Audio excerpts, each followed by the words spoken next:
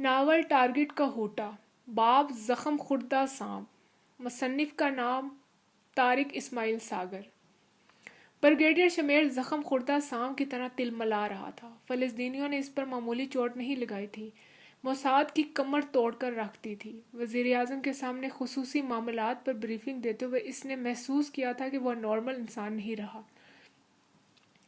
اپنے کمرے میں پہنچ کر اس نے خواب آور گولیاں کھا کر اپنے ذہن کو قدرے پرسکون کیا۔ اب وہ ڈیتھ اسکاؤٹ کے خصوصی گروپ کا اجلاس طلب کرنے جا رہا تھا۔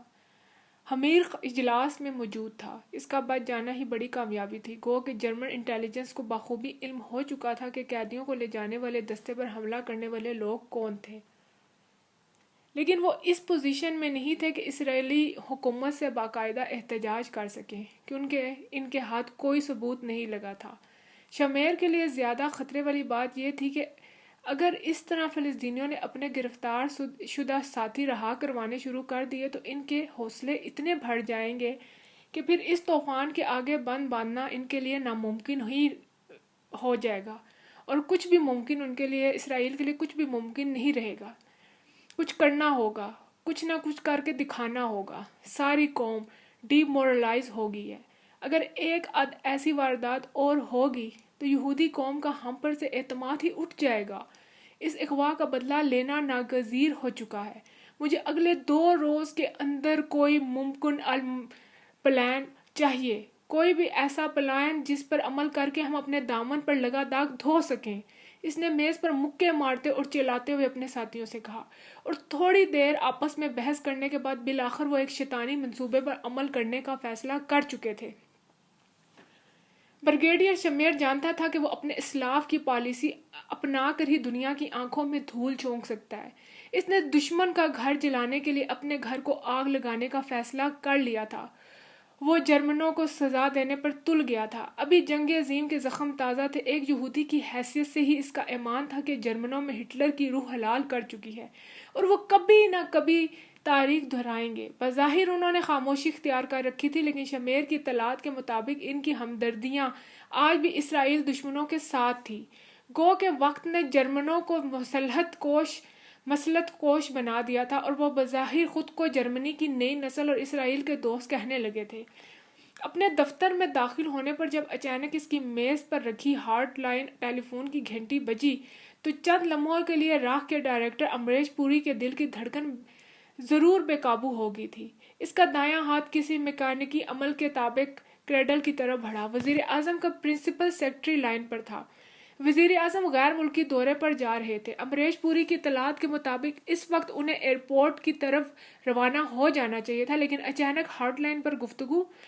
اس نے اندازہ کر لیا تھا کہ صورتحال انتہائی سنگین ہوگی ہے۔ وزیر اعظم دورے سے واپسی پر بھی اسے طلب کر سکتے تھے۔ مجھے تھوڑی دیر بعد روانہ ہونا ہے، زیادہ تفصیلات میں جانے کا وقت نہیں۔ ہمارے دوست کچھ خصوصی تعاون کی درخواست کر رہے ہیں، ان کی ہر ممکن مدد کرنا، کیونکہ ہم لوگ بھی کہوٹا کے لیے ان کی مدد حاصل کر رہے ہیں۔ سیکیورٹی کمیشن کے چیئرمین آپ کو سب کچھ سمجھا دیں گے۔ آپ خود تل ابیب جائیے۔ میری خواہش ہے کہ میرے ملک سے غیر موجودگی کے دوران یہ کام ہو جائے۔ ہمیں اسرائیلی دوستوں کی خوشنودی درکار ہے، بھلے اس کی کچھ بھی قیمت ادا کرنی پڑے۔ وزیر اعظم تھوڑی دیر بعد لائن پر موجود تھے۔ رائٹ سر، اوکے سر، آپ کی مرضی کے عین مطابق کام ہو جائے گا۔ امریش پوری نے فون کھڑے ہو کر سنا تھا۔ Good luck, wish you all the best. سلسلہ منقطع ہو گیا۔ تھوڑی ہی دیر بعد وہ چیئرمین سیکیورٹی کمیشن کے کمرے میں موجود تھا۔ دونوں ایک دوسرے کے بے تکلف دوست تھے۔ دونوں نے انٹیلیجنس میں اکٹھے ہی اپنے کیریئرز کا آغاز کیا تھا۔ بریگیڈیئر شمیر ہم سے خصوصی تعاون مانگ رہے ہیں۔ اسرائیلی پرائم منسٹر نے ہمارے پرائم منسٹر سے براہ راست درخواست کی ہے کہ تم آج شام کی فلائٹ سے نکل جاؤ۔ پرائم منسٹر کی درخواست ہے کہ معاملات ان کے غیر ملکی دورے کے دوران ہی نمٹا دینے چاہیے۔ اس بات کا خیال رکھنا کہ سری نگر میں ہم ان لوگوں کی مدد کے بغیر ایک قدم بھی آگے نہیں بڑھ سکتے۔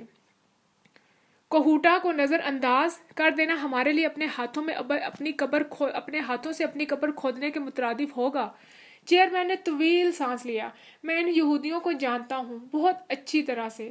سالے ہمارے بھی باپ ہیں۔ مجھے اندازہ ہے کہ ہماری مدد کی بہت بڑی قیمت وصول کریں گے وہ۔ ہم تو نام کے بنیے ہیں، اصل میں تو بنیے یہی ہیں جناب، ایک کے 100 واپس وصول کرنے والے۔ خیر میں تیار ہوں۔ امریش پوری کو بہت کچھ سمجھ آنے لگا تھا۔ وہ جان گیا تھا کہ کہوٹا کے ایٹمی پلانٹ کی تباہکاری کے لیے اسرائیل نے جو خصوصی مشن انڈیا بھیج رکھا ہے اور موساد اس ضمن میں جس فراخ دلی سے بھارت کی مدد کر رہی ہے، اس کا معاوضہ یہودی ضرور وصول کریں گے اور بریگیڈیئر شمیر یقیناً انہیں بڑے امتحان میں ڈالے گا۔ امریش پوری نے یہیں سے خصوصی لائن پر اپنے ماتحتوں کو ہدایت جاری کر دی اور اسی روز شام کی فلائٹ سے راہ کی 3 اعلیٰ افسران کی ایک ٹیم لندن جا رہی تھی۔ یہ لوگ ڈپلومیٹ کور کے ساتھ عازم سفر تھے۔ بظاہر انہوں نے آؤٹ کرنے والی ٹیم کا روپ دھار رکھا تھا اور لندن کے بھارتی قونصلیٹ میں حساب کتاب کی چھان بین کرنے کے لیے جا رہے تھے۔ لندن کے گیٹوک ایئرپورٹ میں امریش پوری اور اس کے 2 ماتحتوں کو سفارت خانے کے اعلیٰ افسران نے خوش آمدید کہا۔ چونکہ ڈپلومیٹس کی آمد و رفت معمول کی کارروائی تھی، اس لیے کسی نے اس طرف توجہ نہ دی۔ انہوں نے لندن کے بھارتی ہائی کمیشن میں بامشکل 6-7 گھنٹے ہی گزارے تھے جب انہیں تازہ خبر پہنچ گئی۔ بریگیڈیئر شمیر نے انتہائی سیکیورٹی کو ملحوظ خاطر رکھتے ہوئے راہ کے افسران کے تل ابیب آنے کا پروگرام اچانک تبدیل کر دیا تھا اور اپنے 2 ماتحتوں کے ساتھ ایسے ہی کسی ڈپلومیٹ کور کی آڑے لے کر لندن کے اسرائیلی سفارت خانے میں پہنچ چکا تھا۔ اگلے روز اسرائیلی سفارت خانے نے ایک تقریب کا اہتمام کیا تھا جس میں دنیا بھر کے سفارتی نمائندے موجود تھے۔ ان سفارتی نمائندوں میں امریش پوری اور اس کے 2 ساتھی بھی شامل تھے۔ شراب و شباب کے نشے میں ڈگمگاتے سینکڑوں مہمانوں کو کانوں کان خبر نہ ہوئی کہ امریش پوری اور اس کے دونوں ساتھیوں کو اسرائیلی حکام نے کس طرح سفارت خانے کے ایک محفوظ کمرے میں پہنچا دیا ہے۔ کمرے میں زندگی اپنی تمام تر آسائشوں سمیت ان کی منتظر تھی۔ اب بھی انہیں بیٹھے 2-3 منٹ ہی گزرے تھے جب انہوں نے بغلی دروازے سے ایک نازک اندام حسینہ کو شرابوں سے لبالب جام ٹرے میں رکھے اندر آتے دیکھا۔ اس سائرہ نے جسم پر لباس کے نام پر بامشکل 2 دھجیاں باندھ رکھی تھی۔ ناز و داد قریباً سب ہی انداز اس نے چند لمحوں میں امریش پوری اور اس کے ساتھیوں کو دکھاتے ہوئے جام ان کے ہونٹوں سے لگا دیے تھے اور اب مؤدب انداز میں کمرے کے ایک کونے میں اگلے حکم کی منتظر کھڑی تھی، جب اچانک ہی اس کی پشت پر دوسرا بغلی دروازہ کھلا اور امریش پوری نے موساد کے بریگیڈیئر شمیر کو اپنے 2 ماتحتوں کے سمیت اندر داخل ہوتے ہوئے دیکھا۔ بریگیڈیئر شمیر کو امریش پوری 1000 پردوں میں بھی پہچان سکتا تھا۔ دونوں نے پاکستانی ایٹمی پروگرام سے متعلق کئی خفیہ میٹنگز کی تھی اور اب سری نگر میں موساد اور راہ نے مشترکہ آپریشن کو بھی اس سلسلے میں شامل کیا ہوا تھا۔ انتہائی منافقانہ مسکراہٹوں کے ساتھ دونوں نے ایک دوسرے کا خیر مقدم کیا، پھر سب نے باری باری گرم جوشی سے مصافحہ کیا۔ اس دوران وہی حرافہ جس نے ان تینوں کو عالم مدہوشی کی سیر کروائی تھی اپنے ہاتھوں میں 3 اور جام ایک ٹرے میں سجا کر لہراتی ہوئی وہاں آئی اور تھوڑی دیر بعد شمیر اور اس کے دونوں ساتھی اپنے ہاتھوں میں جام تھامے ان کے سامنے صوفوں میں دھنس چکے تھے۔ بریگیڈیئر شمیر کا اشارہ پا کر وہ حرافہ جس طرح آئی تھی اسی طرح اپنے کمر کو لچکاتی بل کھاتی واپس لوٹ گئی۔ دونوں آپس میں پاکستانی ایٹمی پلانٹ پر گفتگو کرنے لگے جبکہ ان کے ساتھی بڑے مؤدب انداز میں خاموشی سے ان کی باتیں سن رہے تھے۔ اس درمیان بریگیڈیئر شمیر نے امریش پوری کو ہر ممکن طریقے سے اس بات کا احساس دلایا تھا کہ موساد کے تعاون کے بغیر وہ پاکستان کے خلاف کچھ بھی نہیں کر سکتے۔ امریش پوری بظاہر تو اس کی ہاں میں ہاں ملاتا رہا، لیکن دل ہی دل میں وہ جل بھن کر کباب ہو رہا تھا۔ یہودیوں کے احساس تکبر کا اس کے ساتھیوں نے بھی سخت نوٹس لیا تھا۔ امریش پوری اپنے دونوں ساتھیوں کی آنکھوں میں لہراتے احساسات کو پڑھنے کے فن میں یکتائے روزگار تھا۔ اس کی اس خوبی نے سے اتنی تیزی سے ترقی کی منازل طے کروائی تھی کہ اس کو اپنے ماتحتوں کی حرکات و سکنات سے ان کے دل و دماغ میں موجزن خیالات کا اندازہ ہو جاتا تھا اور وہ ان کی سائیکو تھراپی کی کوئی نہ کوئی صورت نکال کر انہیں روبے عمل رکھتا تھا۔ میرے خیال سے ہم اب دوسری بات بھی کر لیں۔ اس نے بظاہر تو بریگیڈیئر شمیر کو وقت کی نزاکت کا احساس دلایا، لیکن اپنے لہجے کی تلخی پر وہ 1000 کوشش پر بھی قابو نہ پا سکا۔ بریگیڈیئر شمیر نے کچھ کچی گولیاں نہیں کھولی تھی، وہ بھی اسی میدان کا کھلاڑی تھا۔ موساد کے اذیت پسند سربراہ کو انسانی بے بسی اور بے کسی کے ایسے مناظر دیکھنے کا جنون تھا۔ وہ دل ہی دل میں امریش پوری کی اس حالت پر جھوم کر رہ گیا۔ میرے خیال میں پہلے کھانا کھایا جائے، اس کے بعد ہم ساری رات اطمینان سے بات کر سکیں گے۔ اس نے امریش پوری کا جواب سنے بغیر اپنے صوفے کی ایک سائڈ پر لگا بٹن دبا دیا۔ امریش پوری کٹ کر ہی تو رہ گیا تھا۔ اس کا مطلب تھا کہ اب بھی انہیں مزید 2-3 گھنٹے بریگیڈیئر شمیر کے طنز و تشنیع کا سامنا کرنا ہوگا۔ اگر وزیر اعظم اور چیئرمین سیکیورٹی کمیشن کی طرف سے موساد کے ساتھ تعاون کی خصوصی ہدایات نہیں ملی ہوتی تو امریش پوری اینٹ کا جواب پتھر سے دینے کی صلاحیت رکھتا تھا۔ لیکن اپنے ملک کے سب سے بڑی انٹیلیجنس ایجنسی کے سربراہ کی حیثیت سے اس بات کا اسے احساس تھا کہ پاکستان کا ایٹمی پروگرام جو بھوت بن کر ان کے اور مغربی دنیا کے سر پر سوار ہے کہ تدارک کے لیے وہ لوگ قدم پا قدم موساد کے محتاج تھے۔ کبھی کبھی امریش پوری کو حیرت ہوتی کہ پاکستان میں موساد کے ذرائع اطلاعات کہیں راہ سے بھی زیادہ تھے۔ اس بات کا علم تو اسے بھی بعد میں ہوا کہ ایک مخصوص طبقے کے لوگوں کے ذریعے موساد نے اپنی جڑیں پاکستان میں بہت گہری اتار لی ہیں۔ وہ لوگ اس مخصوص اہلیے سے بین الاقوامی سطح پر خصوصی تعلقات رکھنے کی وجہ سے ان کی ہمدردیاں حاصل کر چکے تھے۔ موساد بین الاقوامی سطح پر ان کے ساتھ جو تعاون کر رہی تھی اس کے عوض اس طبقے کے لوگ پاکستان کے سرکاری راز موساد تک پہنچانے کے پابند تھے۔ وہی زہرہ جمال اپنے پہلو میں اپنی جیسی تین اور جنسی بلیوں کے ہمراہ تھوڑی ہی دیر بعد ڈائننگ ٹیبل پر ان کی خدمات میں ہمتاً مصروف تھی۔ چاروں یہودنیاں امریش پوری اور اس کے ساتھیوں کو یہودی پروٹوکول کے مطابق پیش کر دی گئی تھی۔ یہ معمول کی کارروائی تھی۔ امریش پوری اور اس کے ساتھی یہودیوں خصوصاً موساد کے آداب محفل سے بخوبی آگاہ تھے۔ انہوں نے دنیا کے جس ملک میں بھی موساد کے افسران کے ساتھ کوئی کاروباری نوعیت کی ملاقات کی وہاں موساد نے انہیں شراب و شباب کی رنگینیوں سے لطف اندوز ہونے کے مواقع ضرور مہیا کیے تھے۔ یہودی اس معاملے میں شاید دنیا کا سب سے زیادہ خود کفیل واقعہ ہوا تھا۔ گو کہ راہ کا بھی یہ سب سے بڑا اور تیز ترین ہتھیار تھا، لیکن امریش پوری اس بات کا قائل ہو چکا تھا کہ ابھی اس میدان میں کوئی موساد کا ثانی پیدا نہیں ہوا۔ ان کے مزاج ذائقے کے مطابق ہر ممکن کھانا یہاں موجود تھا۔ کھانے سے پہلے وائن کے چھوٹے چھوٹے جام ان لڑکیوں نے خود تیار کر کے راہ کے افسران کے سامنے رکھے تھے۔ کھانے کے میز پر ہی بریگیڈیئر شمیر نے اپنی برتری ثابت کرنے کا کوئی موقع ہاتھ سے نہیں جانے دیا تھا۔ اس نے ہر ممکن کوشش کی کہ امریش پوری تک یہ بات پہنچا دی جائے کہ کوہوٹا کے ایٹمی پلانٹ سے متعلق CIA، KGB اور راہ بھی اور وہ کچھ بھی نہیں جانتے جو موساد والے جانتے ہیں۔ اب یہ ایک موساد ہی روئے زمین پر ایسی یہودی انٹیلیجنس ایجنسی موجود ہے جو خدا نخواستہ پاکستان کے اس ایٹمی پروگرام کو نقصان پہنچانے کی اہلیت رکھتی ہے۔ کھانے کے خاتمے پر جب لوگ کانفرنس روم کا رخ کر رہے تھے تو امریش پوری اور اس کے ساتھی دل ہی دل میں بھگوان کا شکر بجا لائے تھے کہ اب انہیں کم از کم کچھ دیر کے لیے ہی صحیح بریگیڈیئر شمیر کی لاف گراف سے نجات مل جائے گی۔ کانفرنس روم میں صرف ایک لمبی میز اور اس کے ارد گرد کرسیاں موجود تھیں، یا پھر برقی آتش دانوں میں دہکتے انگارے جنہوں نے لندن کی رگوں میں اترتی سردی کا سارا دم خم ختم کر کے رکھ چھوڑا تھا۔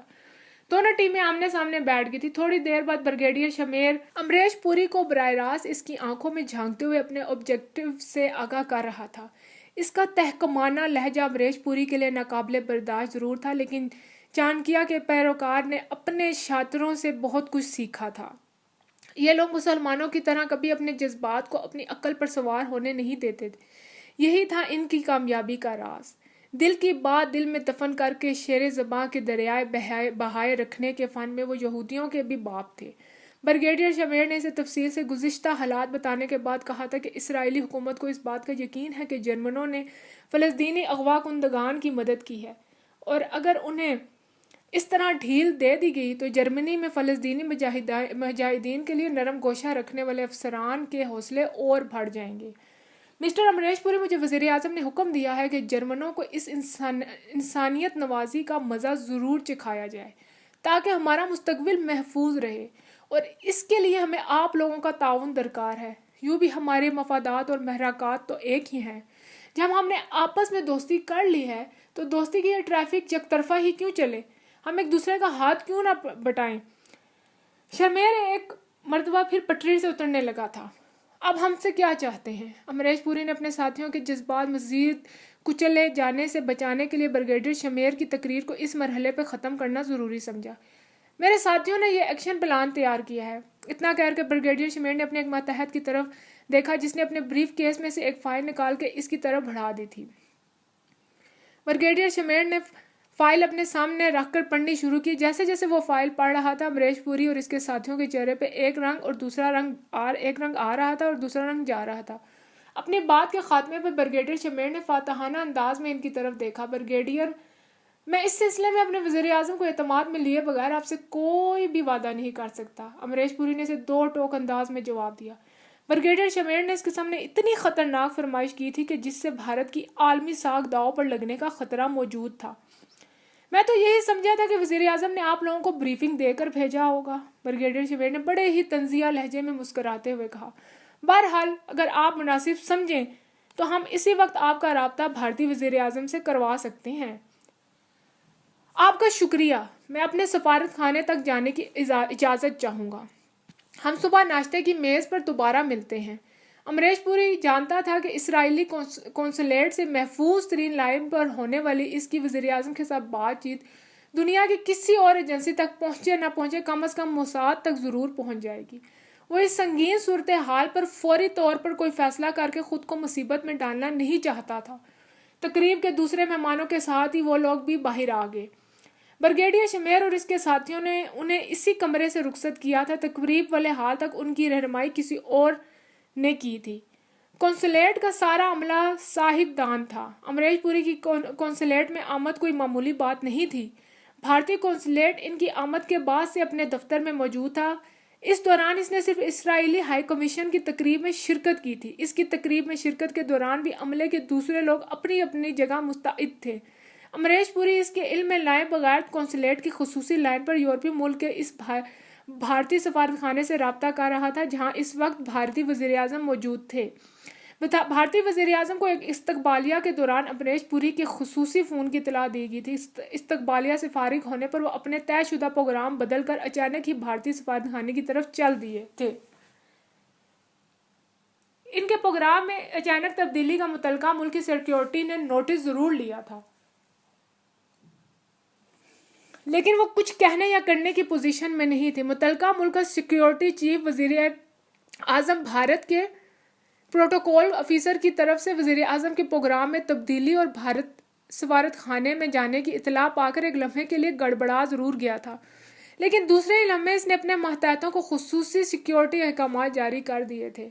انہیں اپنی وزارت خارجہ اور داخلہ کی طرف سے بطور خاص کہا گیا تھا کہ وزیر اعظم بھارت کی سیکیورٹی کے بندوبست میں کوئی کمی نہ رہ جائے، کیونکہ بھارت میں چل رہی آزادی پسند تحریکوں کی طرف سے جان کا زبردست قسم کا خطرہ ہے۔ سفارت خانے کی طرف جانے والے راستوں پر متعلقہ یورپی ملک کی سیکیورٹی نے اپنے ایجنٹوں کا جال بچھا دیا تھا۔ بھارتی وزیر اعظم نے اپنی امبیسی میں پہنچتے ہی مخصوص ٹیلی فون سنبھال لیا تھا۔ آپریٹر نے اگلے ہی لمحے اس کا رابطہ لندن میں اپنی قونصلیٹ سے کروا دیا تھا اور اب امریش پوری لائن پر موجود تھا۔ اس نے 3-4 منٹ میں موساد کی طرف سے کی جانے والی فرمائش بھارتی وزیر اعظم تک پہنچا دی تھی۔ مسٹر پوری، اگر بات کا فیصلہ میں نے ہی کرنا تھا تو پھر وزیر اعظم نے بات ادھوری چھوڑ دی تھی۔ سر، میں انتہائی معذرت خواہ ہوں، لیکن معاملات اتنے نازک ہیں کہ آپ کے علم میں لانا بہت ضروری تھا۔ کچھ مذائقہ نہیں، میرے خیال سے اگر کوہوٹا والا آپریشن کامیاب ہو جاتا ہے تو کوئی مہنگا سودا نہیں یہ۔ وزیر اعظم نے اس کے سارے خدشات ایک ہی فقرہ کہہ کر ختم کر دیے تھے۔ امریش پوری نے ایک مرتبہ پھر بے وقت زحمت دینے کی معافی مانگی اور سلسلہ منقطع ہو گیا۔ اب دوسری محفوظ لائن پر بھارت میں سیکیورٹی کمیٹی کے چیئرمین سے بات کر رہا تھا۔ اس نے چیئرمین کو بتا دیا تھا اس کام کے لیے وہ وزیر اعظم کی اجازت حاصل کر چکا ہے۔ رات 1 پہر ڈھل چکی تھی جب موساد کے ڈائریکٹر بریگیڈیئر شمیر کو امریش پوری کی طرف سے گرین سگنل مل چکا تھا۔ ایک زہریلی مسکراہٹ اس کے ہونٹوں پر ناچنے لگی تھی کہ تھوڑی ہی دیر پہلے وزیر اعظم اسرائیل کے ساتھ ہونے والی بات چیت میں اس کے ملک کے وزیر اعظم نے خدشہ ظاہر کیا تھا کہ شاید رائے ذمہ داری کو قبول نہ کرے، لیکن بریگیڈیئر شمیر نے بڑے اعتماد سے اور اطمینان سے کہا تھا، سر، کوہوٹا بھارتی حکومت کو بھی اتنی ہی بڑی کمزوری ہے کوہوٹا جتنی ہماری۔ ہم پاکستانی ایٹمی پروگرام کے خطرے کی تلوار جب تک ان کے سر پر لٹکائے رکھیں گے یہ لوگ صدائے ہوئے بندروں کی طرح اشاروں پر ناچیں گے۔ پھر یہ بھی خیال رہے کہ ہم نے ان کا بہت بڑا کام کرنے کا بیڑا اٹھا رکھا ہے۔ ٹھیک ہے، میں تمہاری طرف سے کچھ اچھی خبر کا منتظر رہوں گا۔ اسرائیلی وزیر اعظم اپنی کابینہ کے سینئر ارکان کے ساتھ بڑی بے چینی سے بریگیڈیئر شمیر کے فون کا منتظر تھا۔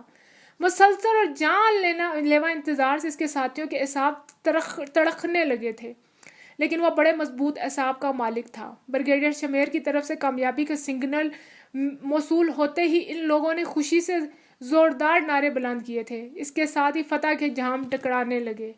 صہیونیت کے علمبردار اور چانکیا کے چپلے چانٹے مل کر ایک گھناؤنا کھیل رچانے جا رہے تھے۔ انہوں نے انسانوں کے لیے موجود کسی بھی انسانی ضابطے کو خاطر میں نہ لانے کا فیصلہ کر لیا تھا۔ ان کے نزدیک بین الاقوامی قوانین بنائے ہی اس لیے گئے تھے کہ کوئی انہیں توڑے۔ یہ لوگ جس کے ہاتھ لاٹھی اس کی بھینس کے قائل تھے اور جانتے تھے کہ کسی بھی خلاف توقع یا خلاف بین الاقوامی قوانین پر کوئی آفت نہیں ٹوٹ پڑے گی۔ سفارتی سطح پر احتجاج ضروری ہوگا، لیکن ایسے جانے کتنے احتجاج روزانہ ریکارڈ پر آتے رہتے ہیں۔ باب قربانی کے بکرے۔ پین ایم کی معمول کی پرواز ممبئی کے سانتا کروز ہوائی اڈے پر اتری تھی۔ یہ پرواز واشنگٹن سے میونخ ہوتی ہوئی بمبئی آئی تھی۔ دونوں جرمن سفارتکار جنہیں دہلی کے قونصلیٹ میں خدمات انجام دینا تھی، میونخ سے اس پرواز کے ذریعے بمبئی پہنچے تھے، جہاں سے انہیں اگلے روز ایئر انڈیا کی ایک پرواز سے دہلی جانا تھا۔ معمول کے مطابق انہوں نے اپنا سامان اٹھایا اور لاؤنج سے باہر آ گئے۔ چونکہ سفارتکاروں کی آمد و رفت کوئی ایسا غیر معمولی واقعہ نہیں تھا، نہ ہی لوگوں نے اپنے سفارت خانے کو خصوصی انتظامات کی درخواست کی تھی، نہ ہی بھارتی وزارت داخلہ کے لیے یہ کوئی خصوصی کیس تھا، اس لیے یہاں کوئی بھی خاص انتظامات دیکھنے میں نہیں آ رہے تھے۔ لاؤنج کے باہر موجود ٹیکسیوں کی قطار کی طرف بڑھتے ہوئے انہوں نے ایک ٹیکسی میں اپنا سامان رکھا اور اسے ہلٹن ہوٹل اپنی منزل بتا کر بیٹھ گئے۔ جیسے ہی ٹیکسی ایئرپورٹ سے باہر ہوٹل کی طرف جانے والی شاہراہ کی طرف گھومی، 3 کاروں نے مختلف اطراف سے اس کا تعاقب شروع کر دیا۔ ایئرپورٹ کے باہر والی سڑک قدرے سنسان تھی۔ ایک ٹریفک سگنل کے نزدیک ٹیکسی رکتے ہی 2 کاروں نے ٹیکسی کو گھیر لیا۔ ایک کار ٹیکسی کے سامنے رکی جبکہ دوسری کار اس کے برابر رکی، جس میں سے 2 پستول برادر جنہوں نے اپنا منہ نقاب میں ڈھانپ رکھے تھے باہر نکلے اور چند سیکنڈ میں انہوں نے اپنی پستولوں کے بل پر دونوں کو ٹیکسی سے باہر کھینچ لیا۔ دونوں کو الگ الگ 2 کاروں میں ڈال کر وہ لوگ وہاں سے فرار ہو گئے اور جاتے جاتے انہوں نے ٹیکسی ڈرائیور کے سر پہ اتنی زوردار ضرب لگائی تھی کہ اس کے کئی گھنٹے تک ہوش میں آنے کے امکانات نہیں نظر آ رہے تھے۔ دونوں سفارتکار اس اچانک پڑنے والی افتاد سے بوکھلا گئے تھے۔ ان کے لیے یہ سب کچھ اتنا غیر متوقع تھا کہ صدمے سے ان کے منہ سے کوئی ڈھنگ کی بات ہی نہیں نکل رہی تھی۔ پھر وہ جو کچھ سوچنے کے قابل بھی نہ رہے تھے جب اچانک ان کے منہ پر کلوروفارم سے بھیگے رومال رکھ کر انہیں بے ہوش کر دیا گیا۔ دونوں کے ساتھ یہ عمل الگ الگ کاروں میں دہرایا گیا تھا۔ دونوں کاریں برق رفتاری سے ایئرپورٹ کے نزدیک ہی ایک بلڈنگ کی طرف بڑی تیزی سے بڑھ رہی تھی۔ یہ ایک سرکاری دفتر تھا جس کے باہر اس وقت صرف ایک چوکیدار پہرا دے رہا تھا۔ چوکیدار کو انہوں نے 2-4 تھپڑ رسید کر کے بھگا دیا اور خود 4 کمروں پر مشتمل اس عمارت میں گھس گئے۔ دونوں کاریں انہوں نے عمارت کے اندر پارک کی تھیں۔ تعداد میں وہ 5 تھے اور پانچوں نے اپنے چہرے نقابوں سے ڈھانپ رکھے تھے۔ بے ہوش جرمن سفارتکاروں کو کندھوں پر لادے وہ لوگ عمارت کے اندر داخل ہو گئے تھے۔ یوں لگتا تھا جیسے انہیں اس بلڈنگ کے کونے کونے کی خبر ہے اور انہوں نے پہلے ہی سے تمام منصوبہ بندی کر رکھی تھی۔ انہوں نے بے ہوش سفارتکاروں کو عمارت کے ایک کمرے میں، جہاں آرام دہ صوفے اور قالین بچھے تھے، لٹا دیا۔ چند منٹ بعد جب وہ لوگ ہوش میں آئے تو ان کے سامنے اپنے چہروں کو عربی رومالوں سے چھپائے 3 مسلح نوجوان موجود تھے، جنہوں نے پستولوں کا رخ ان کی طرف کیا ہوا تھا، جبکہ ان کے دونوں ساتھی عمارت کی چھت پر مورچے سنبھال چکے تھے۔ عمارت سڑک کے کنارے الگ تھلگ بنی ہوئی تھی اور اس کی پوزیشن ایسی تھی کہ دور سے آتے لوگ بھی صاف دکھائی دیتے تھے۔ کون ہو تم لوگ؟ کیا چاہتے ہو؟ دونوں سفارتکاروں نے ہوش میں آتے ہی پوچھا، اور یہی ان کا پہلا سوال تھا۔ تمہارے تمام سوالوں کے جوابات مل جائیں گے۔ فی الوقت اگر تم اپنی جان کی سلامتی چاہتے ہو تو فوراً اپنے قونصلیٹ کو فون کر دو کہ وہ پولیس کو ہدایت کر دیں کہ اگر پولیس نے اس عمارت کے ارد گرد پھٹکنے کی بھی کوشش کی تو ہم تمہیں فوراً گولی مار دیں گے۔ فی الحال اپنے لوگوں کو یہی بتانا ہے کہ تم دونوں بلیک ستمبر کے ہاتھوں اغوا ہو چکے ہو، لیکن جب تک ہم نہ چاہیں یہ خبر آؤٹ نہیں ہونی چاہیے۔ وقت ضائع نہ کرو، ہمارے کہنے پر عمل کرو۔ ان میں سے ایک نوجوان نے جو ان کا لیڈر معلوم ہوتا تھا دونوں کو تذبذب میں مبتلا دیکھ کر کہا۔ دونوں جرمنوں نے ایک دوسرے کی طرف دیکھا اور بے بسی سے سر جھکا لیے۔ دہلی میں جرمن قونصلیٹ نے جیسے ہی یہ فون وصول کیا، اس نے سفارت خانے میں ریڈ الرٹ کا حکم دے دیا۔ اپنے عملے کو میٹنگ کے لیے طلب کرتے ہوئے اس نے دوسرے ہی لمحے بھارتی وزارت خارجہ کو ہنگامی پیغام کی اطلاع دی۔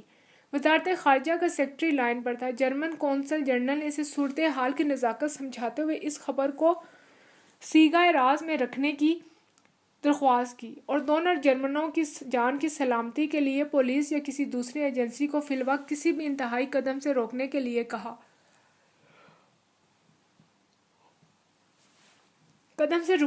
کہا۔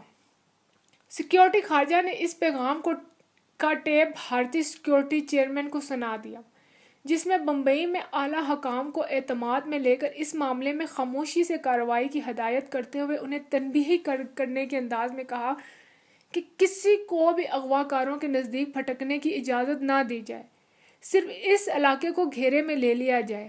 اس نے حکماً جرمن باشندوں کی رہائی کا آپریشن راہ کو سونپ دیا۔ پولیس کی گشتی جیپ میں سڑک پر دکھائی دیتے ڈرائیور کی فریاد پر کان نہیں دھرے تھے، لیکن جب اس نے بتایا کہ اغوا ہونے والے غیر ملکی ہیں تو ان کے کان کھڑے ہو گئے۔ پٹرول پارٹی نے اپنی جیپ سے وائرلیس پہ کنٹرول کو اس حادثے کی اطلاع دی۔ اس کے ساتھ دوسری اطلاع اس چوکیدار کی پولیس کنٹرول روم میں پہنچی جس کو ان لوگوں نے بھگا دیا تھا۔ وہ بیچارہ بھی کسی نہ کسی طرح گرتا پڑتا نزدیکی پولیس اسٹیشن تک پہنچ گیا تھا۔ دونوں اطلاعات ایس پی ماتھر پر عذاب بن کر نازل ہوئی تھی۔ اسے سمجھ نہیں آ رہی تھی کہ کیا کرے۔ نیا اعلیٰ سول سروس کا امتحان پاس کر آیا تھا اور اسے یہ پوسٹ سنبھالے بمشکل 8-10 روز ہی گزرے تھے جب اس کے کیریئر کا سب سے مشکل کیس آن پڑا تھا۔ فوری طور پر اس نے پولیس فورس کو چوکیدار کی نشاندہی پہ اس مکان کو گھیرے میں لینے کا حکم دیا۔ پولیس فورس کے جوان اپنی رائفلیں سنبھالے ٹرکوں میں سوار ہو رہے تھے جب اچانک ہی ماتھر نے انہیں رکنے کا اشارہ کیا۔ وہ خود ایک جیپ میں اس مہم کی کمانڈ کر رہا تھا۔ جیپ میں بیٹھے سے چند سیکنڈ ہی گزرے تھے جب اس کا ٹیلی فون آپریٹر بھاگا ہوا آیا اور پولیس کمشنر کے فون کی اطلاع دینے لگا۔ ماتھر برق رفتاری سے فون پر پہنچا۔ یس سر، اس نے خود کو نارمل کرتے ہوئے کہا۔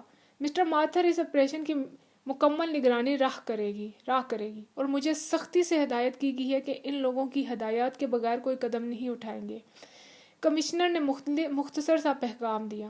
ماتھر کے ماتھے پر بال پڑ گئے تھے۔ یہ حکم اس کو پسند نہیں آیا تھا۔ اس کے علاقے میں اتنی سنگین واردات ہوئی تھی اور ابھی اس نے کارروائی کا آغاز ہی کیا تھا کہ انٹیلیجنس میدان میں آ گئی تھی۔ وہ حال ہی میں اکیڈمی سے فارغ ہو کر آیا تھا اور اپنی تربیت کو ہی نوکری کی بنیاد سمجھ کر کام کرنا چاہتا تھا۔ یہ بڑی غیر اصولی بات ہے، لیکن نہ جانے کیوں وہ احتجاج نہ کر سکا۔ مجھے کن صاحب سے ہدایت لینی ہوگی؟ اس نے اپنے جذبات پر قابو پاتے ہوئے پوچھا۔ کرنل واستو سے۔ کرنل واستو ہی اس آپریشن کے انچارج ہیں اور وہ ابھی لائن پر آ رہے ہیں۔ Good luck. اس کے ساتھ ہی پولیس کمشنر لائن سے ہٹ گئے۔ اگلے ہی لمحے کرنل واستو کا جو کہ ادھر کا مقامی سربراہ تھا راکا، اس سے مخاطب تھا۔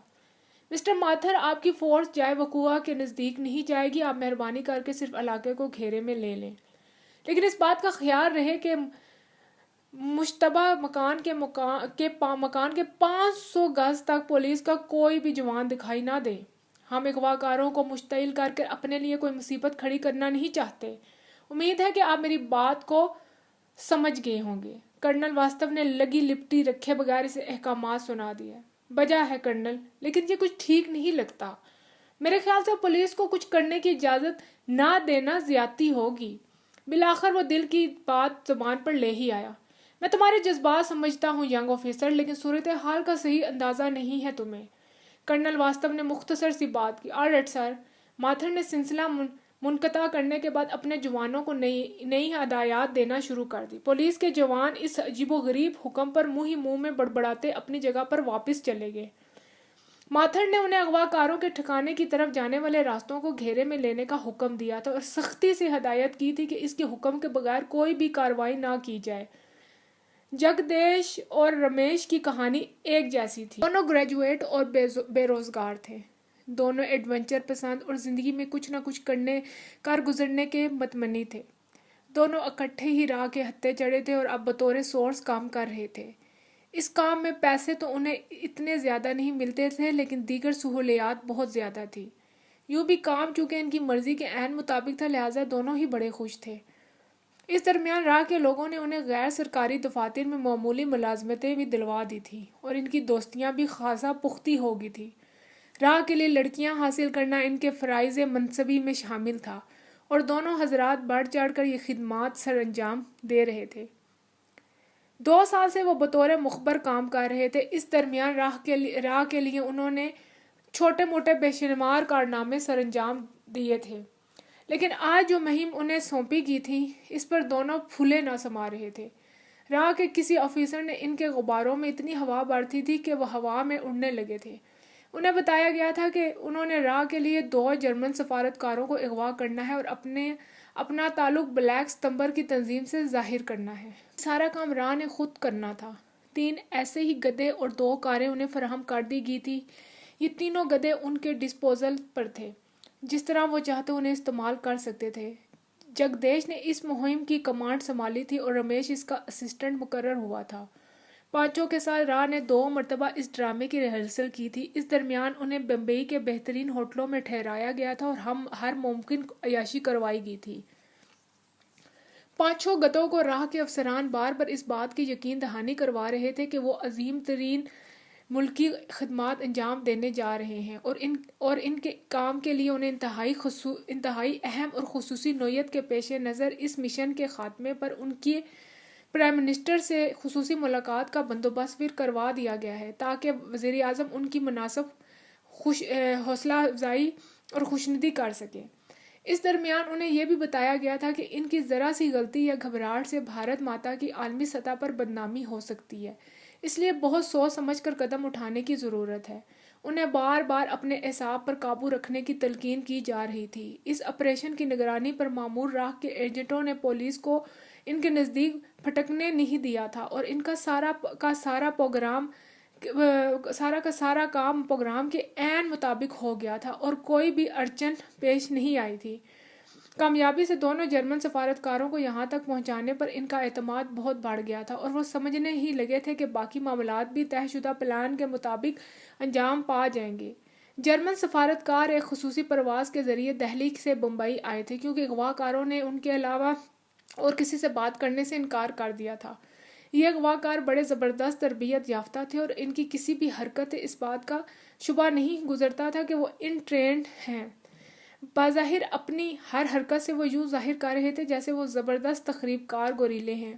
اغوا کاروں کے سربراہ نے قونصل جنرل سے فون پر رابطہ کیا تھا جو اس کے دفتر کے اندر موجود تھا۔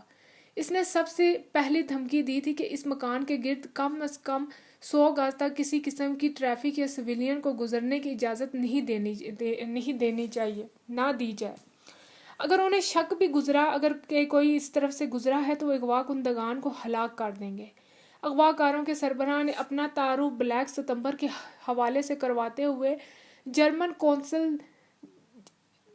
قونصل جنرل سے کہا تھا کہ 48 گھنٹوں کے اندر اندر ان کے 100 ساتھیوں کو جو میونخ میں گرفتار ہیں رہا کر کے بمبئی پہنچا دیا جائے۔ اس کے بعد وہ اپنی اگلی پلاننگ بتائیں گے۔ فی الوقت وہ 48 گھنٹے کے اندر اپنے ساتھیوں کو بمبئی ایئرپورٹ پر دیکھنا چاہتے ہیں۔ اس کے ساتھ ہی انہوں نے قونصل جنرل سے کہا تھا کہ اگر اس واقعے کی خبر انٹرنیشنل پریس تک پہنچی تو اس کے دونوں ساتھی مارے جائیں گے، لیکن اس بات کی ذمہ داری کیسے قبول کر سکتا ہوں؟ آخر بہت سے لوگوں کو اس واقعے کا علم ہے جن میں بھارتی حکام بھی شامل ہیں۔ جرمن قونصل جنرل نے ان کے اس عجیب و غریب حکم پر احتجاج کیا۔ یہ ہمارا سر درد نہیں، تم بھارتی حکام سے کہہ سکتے ہو کہ وہ اس واقعے کی کوئی سی کوئی سی توجہ کر کے پریس کو مطمئن کر دیں گے، لیکن بلیک ستمبر کا نام پریس میں نہیں آنا چاہیے۔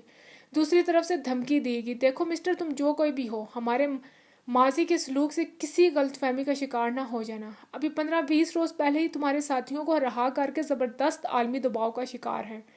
تم جانتے ہو کہ ہم پر امریکہ اور یہودی لابی کا دباؤ ہے۔ اسرائیلیوں نے ہمیں ساری دنیا میں بدنام کر رکھا ہے۔ مجھے امید ہے کہ اگر تم ان دونوں کو رہا کر دو گے تو جرمنی میں موجود تمہارے لیے نرم گوشہ رکھنے والے لوگ تمہارے اس اقدام کو بہت سرائیں گے۔ اپنی دانس میں جنرل نے ترک چال چلی تھی، لیکن وہ نہیں جانتا تھا کہ اس کا واسطہ دنیا کی 2 نیچ ترین انٹیلیجنس ایجنسیوں سے تھا۔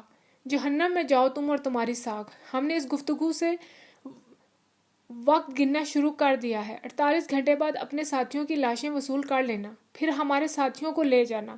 اس درمیان ہم سے رابطے کی کوشش بھی نہ کرنا۔ خدا حافظ۔ دوسری طرف سے سنگین دھمکی کے بعد سلسلہ منقطع ہو گیا۔ جرمن تو قونصل جنرل کو ٹیلی فون پر گفتگو کے لیے خاص طور سے الگ لائن فراہم کی گئی تھی۔ وہ اس صورتحال پر چکرا کر ہی تو رہ گیا تھا۔ دوسرے ہی لمحے وہ اپنے ملک میں اعلیٰ حکام کو صورتحال کی سنگینی سے باخبر کر رہا تھا، جہاں سے اسے فی الوقت دیکھو اور انتظار کرو کا حکم ملا تھا۔ اس نے بھارتی حکام تک اغوا کاروں کی یہ دھمکی پہنچا دی تھی کہ اس خبر کو کسی بھی صورت پریس تک نہیں جانا چاہیے، ورنہ سفارتکاروں کی جان کو خطرہ لاحق ہو سکتا ہے۔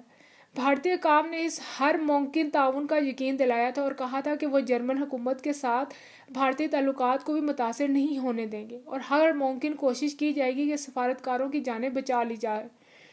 اس کے ساتھ ہی بھارتی وزیر داخلہ نے جرمن قونصل جنرل سے بذات خود درخواست کی تھی کہ وہ اپنی حکومت تک ان کے غم و غصے کے جذبات پہنچاتے ہوئے ان سے درخواست کرے کہ اغوا کاروں کے مطالبات ہرگز نہ مانے جائیں اور ان کے خلاف زبردست مذمت کی جائے۔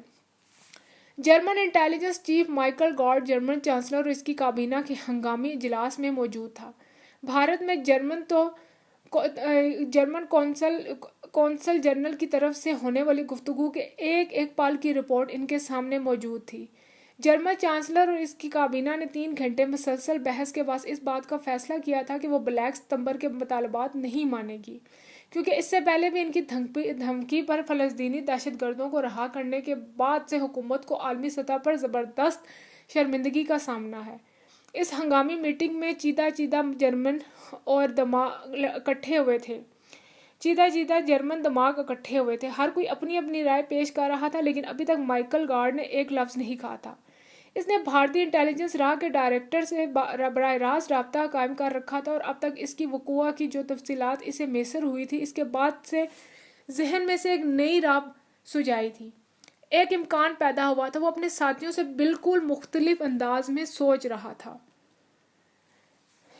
بار بار اس نے چاہا کہ اپنے ذہن سے یہ مفروضے کو جھٹک کر باہر پھینک دے، لیکن اس کا ذہن کوئی دوسری دلیل ماننے کے لیے تیار نہیں تھا۔ اچانک ہی وہ اپنی جگہ سے اٹھ کھڑا ہو گیا۔ معزز حاضرین، میں معذرت خواہ ہوں، چند منٹ کے بعد میں حاضر ہوتا ہوں۔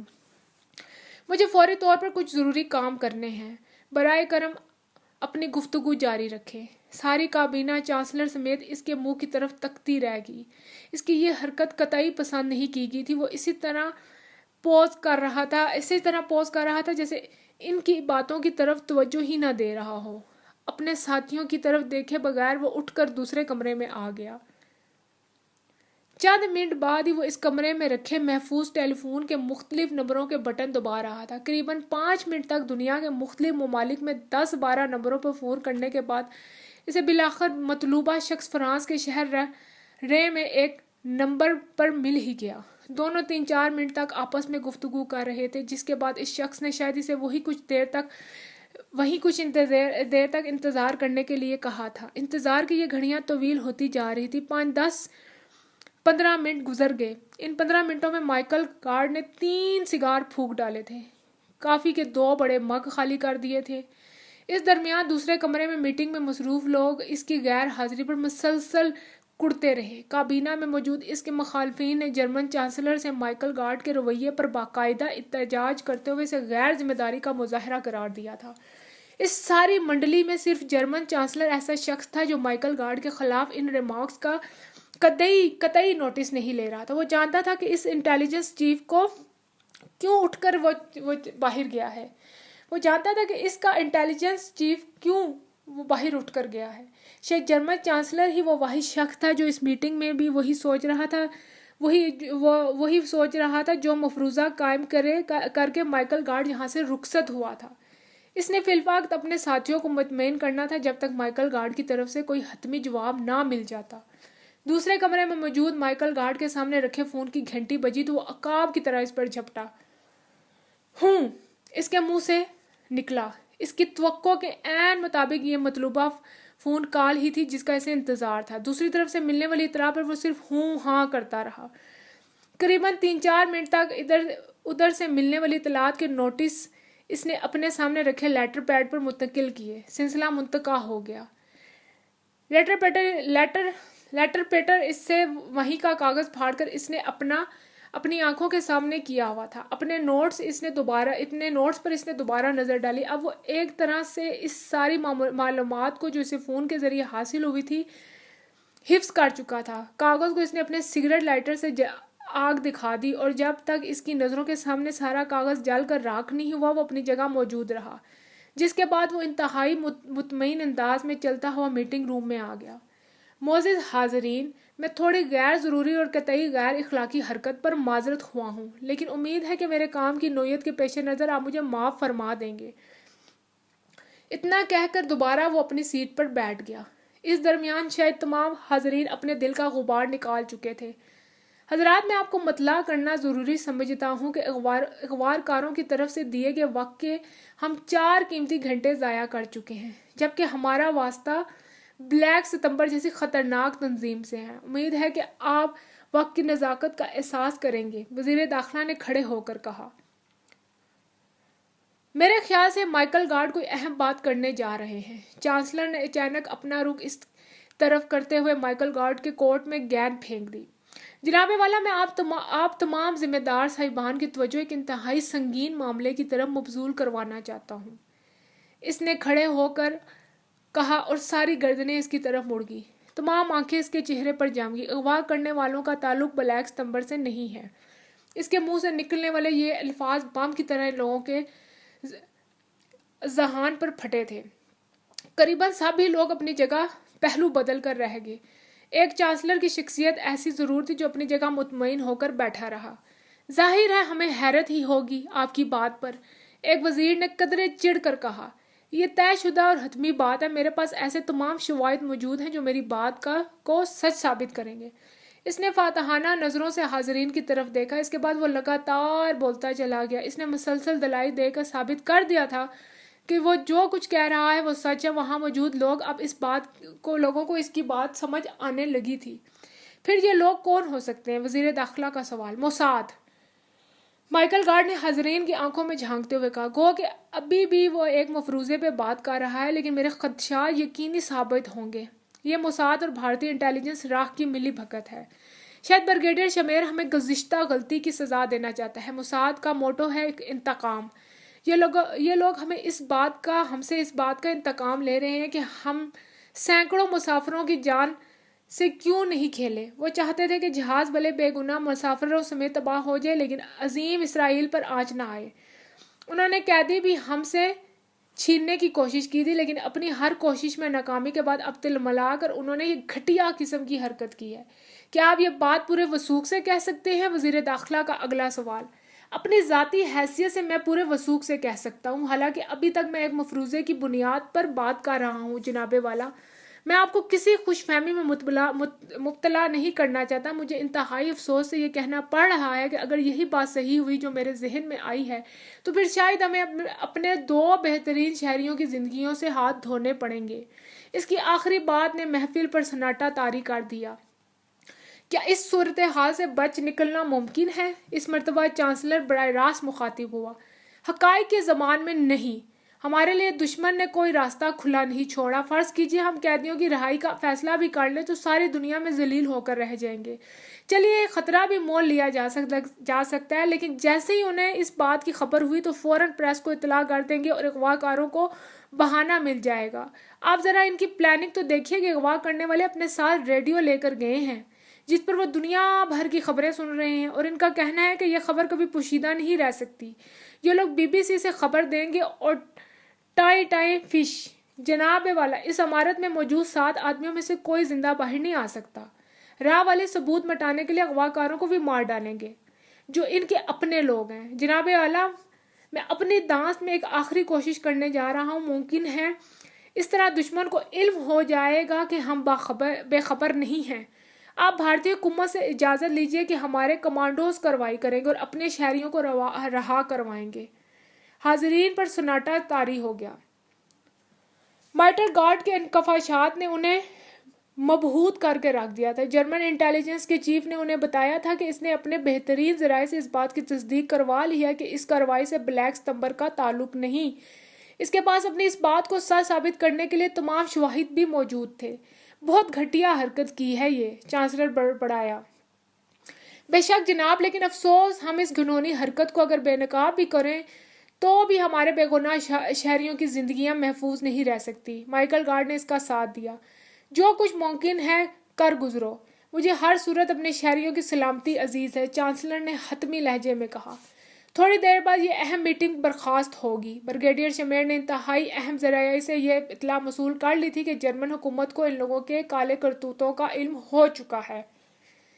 اس کے لیے یہ کچھ باعث پریشانی نہیں بلکہ باعث راحت تھا، کیونکہ یہی تو وہ چاہتا تھا کہ جرمنوں کو اپنی طاقت کا احساس دلا سکے کہ اگر انہوں نے 2 بے گناہ فلسطینی رہا کیے تھے تو اس کے بدلے یہودی پروٹوکول کے مطابق وہ 2 زندگیاں اس گناہ کفارہ ادا کرنے کی سزا وار بھی تھے، اور موساد دراصل انہیں یہی سزائے بے گناہ دینے جا رہی تھی۔ وہ جانتا تھا مائیکل گارڈ بھی کوئی معمولی دماغ والا نہیں، خدا جانے وہ کیا کر گزرے۔ اس کا شمار انٹیلیجنس کمیونٹی کے بہترین دماغوں میں ہوتا تھا۔ بہت سمارٹ آدمی تھا۔ عمر کے اس حصے میں جب ایسے لوگ عموماً دل یا جگر کے عارضے کا شکار ہو جاتے ہیں، اس کی صحت قابل رشک تھی۔ وہ اب بھی کئی مہمات میں عملی حصہ لے سکتا تھا، خصوصاً اپنے ملک میں ہونے والی بیشتر انٹیلیجنس آپریشنز کی نگرانی کرتا تھا۔ کچھ دیر سوچتے ہوئے اس نے لندن کا ایک نمبر ملایا اور اپنے ایک خاص ذرائع سے بات کی۔ گفتگو کے خاتمے پر ایک فاتحانہ مسکراہٹ اس کے ہونٹوں پر رنگنے لگی۔ یہ شیطانی مسکراہٹ پھر مزید گہری ہونے لگی اور اس نے دوسری لائن پر بھارت میں راہ کے چیف امریش پوری سے رابطہ کر کے اسے پیش آمدہ حالات کے مطابق پلاننگ کرنے کی تلقین کرتے ہوئے سلسلہ منقطع کر دیا۔ اب وہ اپنے محافظوں کی فوج کے ساتھ وزارت خارجہ کی طرف جا رہا تھا۔ اسرائیلی وزیر خارجہ کو ان لوگوں نے نیند سے بیدار کر کے تازہ پلاننگ سے آگاہ کیا تھا، جس نے صرف آدھے گھنٹے کے اندر 5 اہم شخصیات کو خصوصی میٹنگ کے لیے طلب کر لیا تھا۔ اس میٹنگ کی سربراہی اسرائیلی وزیر اعظم خود کر رہا تھا۔ جرمن کابینہ میں موجود ایک وزیر کے غدار سیکرٹری کے ذریعے جو موساد کا زر خرید ایجنٹ تھا، بریگیڈیئر شمیر کو جو اطلاعات ملی تھیں، اس نے ان کی تفصیلات سے ان اہم شخصیات کو آگاہ کر دیا تھا۔ 2 امکانات پر جناب والا ہمیں غور کرنا ہے۔ اس کی شیطانی آنکھوں کی چمک بڑھنے لگی۔ پہلا تو یہ کہ جرمن اگر اچانک دونوں مطلوبہ قیدیوں کو رہا کر دیں تو بھارت میں ہمارے دوستوں کے لیے صورتحال بڑی نازک ہو جائے گی۔ عین ممکن ہے کہ وہ افراتفری یا دباؤ میں کوئی غلط فیصلہ نہ کر لیں، کیونکہ اخلاقی طور پر وہ بہت دباؤ میں آ جائیں گے۔ یوں بھی انہیں اس بات کا احساس ہے کہ وہ یہ کام بھارت ماتا کے لیے نہیں بلکہ ہمارے لیے کر رہے ہیں، اس لیے فوری طور پر ہمیں جرمنی حکومت کو اس اعلان سے روکنے کے لیے متحرک ہونا پڑے گا۔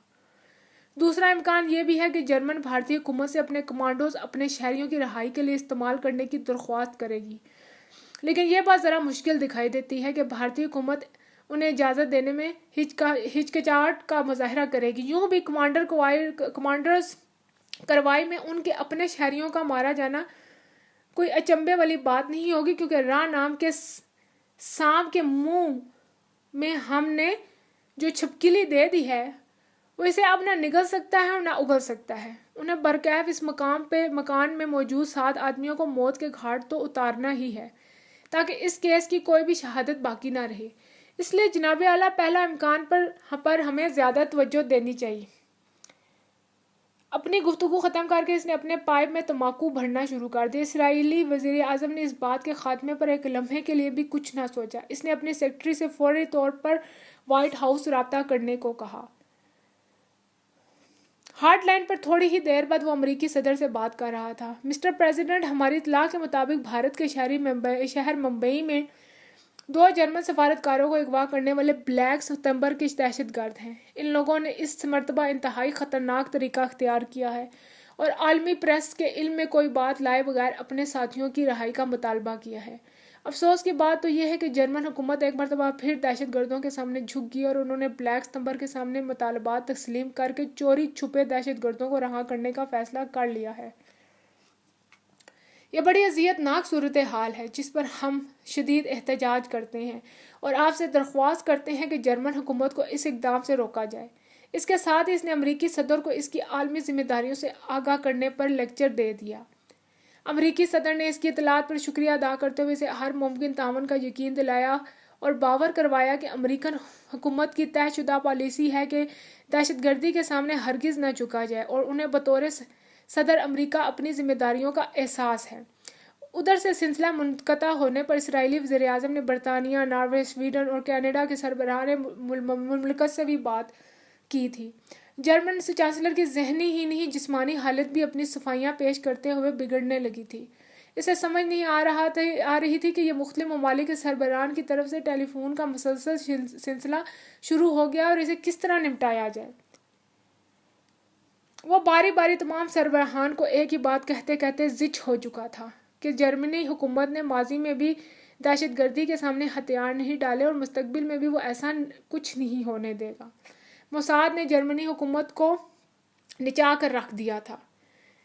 چانسلر کی حالت دیکھ کر مائیکل گارڈ کا خون کھولنے لگا تھا۔ اس نے دل میں تہیہ کر رکھا تھا کہ موساد کو اس اوچھی حرکت کا جواب ضرور دے گا اور خواہ اس کی کچھ ہی بھی قیمت ادا کرنی پڑے۔ بی بی سی ریڈیو سے جیسے ہی خبر نشر ہوئی کہ ساری دنیا میں ہلچل مچ گئی۔ بریگیڈیئر شمیر کے لندن والے سورس نے کامیابی سے یہ اطلاع بی بی سی تک پہنچا کر اسے نشر بھی کروا دیا تھا۔ خبر نشر ہونے کی دیر تھی کہ ساری دنیا کا پریس بمبئی کی طرف امٹ پڑا۔ دنیا بھر کے اخباری نمائندے جو دہلی میں موجود تھے دیوانہ وار بمبئی کی طرف بھاگنے لگے۔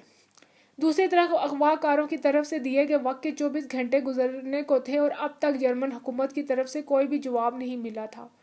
ڈرامے کا ہر کردار راہ اور موساد کے طے شدہ منصوبے کے مطابق حرکت میں آ رہا تھا۔ کھیل ان کی توقعات کے عین مطابق کھیلا جا رہا تھا۔ بریگیڈیئر شمیل کے ایک معمولی ٹرک نے ساری دنیا کو نچا کر رکھ دیا تھا۔ جرمن جانتے تھے کہ اس مرحلے پر اگر وہ حقائق کا انکشاف کر بھی دیں گے تو کوئی ان کی بات پر کان نہیں دھرے گا، بلکہ امریکی حکومت تو خاص طور سے اس پر ناپسندیدگی کا اظہار کرے گی اور اسرائیل کے لیے پوری دنیا کی ہمدردیاں مزید بڑھ جائیں گی۔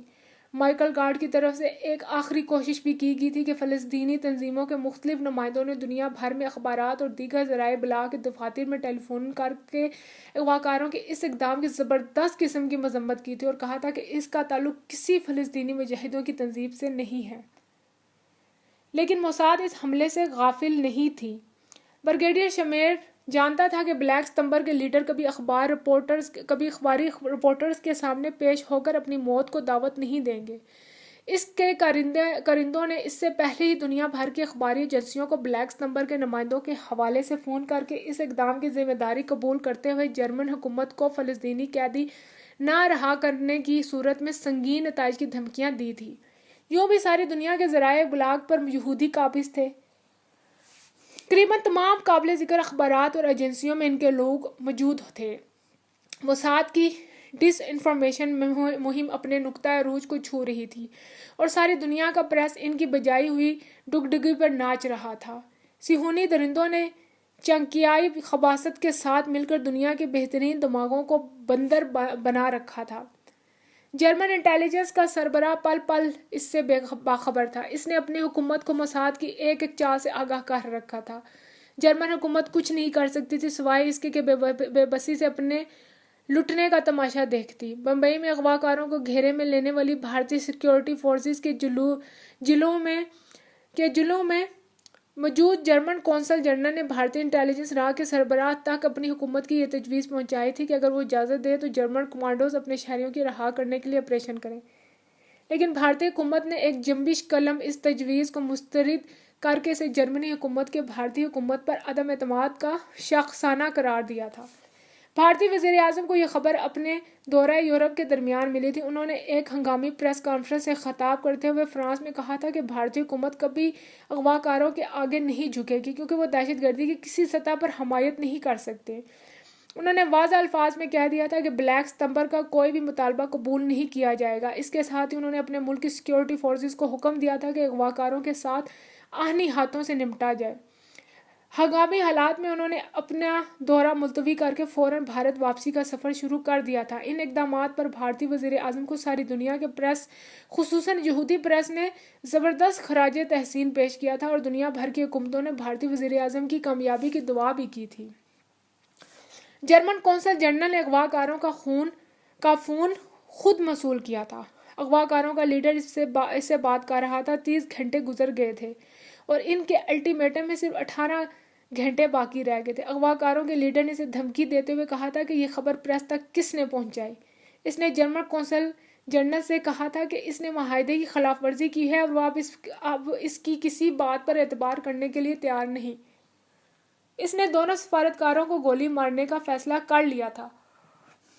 لیکن امریش پوری اور جرمن قونصل جنرل کی منت سماجت کے بعد انہوں نے فی الوقت اپنا ارادہ ملتوی کر دیا تھا۔ اچانک ہی تھوڑی دیر بعد ان کا فون دوبارہ آ گیا۔ اس مرتبہ انہوں نے فوراً ہوائی اڈے تک جانے کا حکم دیا تھا۔ انہوں نے ایک ویگن مانگی تھی جس میں سوار ہو کر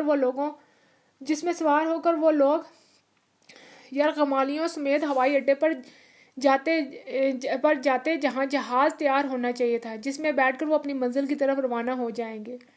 جرمن قونصل جنرل کے بار بار درخواست کرنے پر بھی انہوں نے اپنی منزل بتانے سے انکار کیا تھا۔ فون کے دوسرے حصے پر موجود امریش پوری نے جرمن قونصلیٹ کو آنکھ کے اشارے سے کہا تھا کہ وہ ان لوگوں کو ہاں کہہ دے۔ اس نے اشارتاً سمجھایا کہ مکان سے ایک مرتبہ باہر آنے پر وہ لوگ انہیں بآسانی قابو کر سکتے ہیں۔ ٹھیک ہے، تھوڑی دیر میں ویگن پہنچ جائے گی، جرمن قونصل نے جنرل سے کہا اور سلسلہ منقطع ہو گیا۔ ویگن واقعی تھوڑی دیر بعد وہاں پہنچا دی گئی۔ امریش پوری نے جرمن قونصل جنرل کو اعتماد میں لے کر بتایا تھا کہ ان لوگوں نے ویگن میں بے ہوش کرنے والی گیس نصب کر دی ہے جو آہستہ آہستہ اپنا اثر دکھائے گی، جس کے بعد ان لوگوں پر قابو پا لیں گے۔ ابھی تک چونکہ بیچارے جرمن قونصل جنرل کو حقائق کا علم نہیں ہوا تھا، اس لیے وہ بڑا مطمئن نظر آ رہا تھا۔ جگدیش نے ویگن کے ڈرائیور کو واپس بھگا دیا۔ وہ محسوس کر رہا تھا کہ اس کے ساتھی حوصلہ ہار رہے ہیں۔ راہ والوں نے اسے سمجھا دیا تھا کہ کسی موڑ پر انہوں نے دونوں جرمن سفارتکاروں کو ہلاک کرنے کے بعد ویگن چھوڑ کر فرار ہونا ہے۔ ان قربانی کے بکروں کو بتایا گیا تھا کہ وہاں ان کے فرار کا سارا بندوبست موجود ہے اور راہ کے لوگ کاروں اور موٹر سائیکلوں سمیت ان کے منتظر ہو گئے۔ جگدیش کی خواہش تھی کہ جتنی جلدی ممکن ہو اس ڈرامے کا ڈراپ سین کر دیں۔ اس کے ساتھیوں کے اعصاب اب جواب دینے لگے تھے۔ ویگن کے مکان سے برآمد ہونے کی تصاویر طاقتور لینسز کے ساتھ کئی فوٹوگرافروں نے کھینچی تھی، لیکن اغوا کاروں کا چہرہ کوئی بھی نہ دیکھ سکا تھا۔ طے شدہ پلان اور راستے پر انہوں نے سفر شروع کیا۔ اغوا کاروں نے کسی کو تعاقب کی اجازت دینے سے انکار کر دیا تھا، لیکن راہ نے ہوائی اڈے کی طرف جانے والے راستے پر اپنے بلیک کٹس کمانڈو چھپا رکھے تھے۔ ایک مخصوص جگہ تھی جسے راہ نے آپریشن کے لیے مخصوص کیا تھا کے نزدیک ایک بلڈنگ پر راہ کا سربراہ امریش پوری اور جرمن قونصل جنرل دیگر اعلیٰ حکام اور غیر ملکی سفیروں کے ساتھ آنکھوں سے دوربین لگائے کھڑے تھے کہ خونی ڈرامہ شروع ہو گیا۔ انہوں نے اچانک ویگن کو رکتے دیکھا۔ جگدیش نے اس جگہ پہنچ کر دونوں سفارتکاروں کی کنپٹیوں پر گولیاں مار کر انہیں چند سیکنڈ میں مار ڈالا اور اب وہ اپنے خوفزدہ اور بدحواس ساتھیوں کے ساتھ اچانک یہاں سے بھاگنے کا پروگرام بنا رہا تھا۔ ویگن کو اچانک رکتے دیکھ کر جرمن قونصل جنرل کو اپنا سانس بھی رکتا محسوس ہوا۔ جیسے ہی ویگن رکی، وہاں چھپے بلیک کٹس نے ان پر دھاوا بول دیا۔ ڈرامے کا یہ حصہ چونکہ جگدیش کو نہیں بتایا گیا تھا، اس گدھے کا رول یہاں ختم ہو جاتا تھا۔ باقی سب کچھ اصلی تھا اور جو اس کے ساتھ ہونے جا رہا تھا جب اس نے فائرنگ کرتے ہوئے بلیک کٹس کو اپنی طرف فائرنگ کر کے بھاگتے دیکھا تو چاہا کہ ان بیوقوفوں کو سمجھائے، لیکن یہ بیوقوف تو شاید بہرے تھے۔ انہوں نے اپنی اوزی گنوں سے اس پر شعلے برسانے شروع کر دیے۔ جگدیش اور اس کے ساتھیوں نے حواس باختہ ہو کر ان کی طرف اپنے پستولوں سے گولیاں چلائیں، لیکن انہیں اگلے سانس کی مہلت بھی نہ مل سکی۔ درجنوں گولیاں ان کے خوفزدہ جسموں پہ اتر گئی اور وہ دیکھتے ہی دیکھتے وہ تڑپ تڑپ کر ٹھنڈے ہو گئے۔ بلیک ہیڈز کے تعاقب میں جب اپنے پھولے ہوئے سانس کے ساتھ جرمن قونصل جنرل وہاں پہنچا تو ایک بھی زندہ شخص حقائق بتانے کے لیے وہاں موجود نہیں تھا۔ اپنے ہونٹ کاٹتے ہوئے اس نے منہ دوسری طرف پھیر لیا۔ باب ISI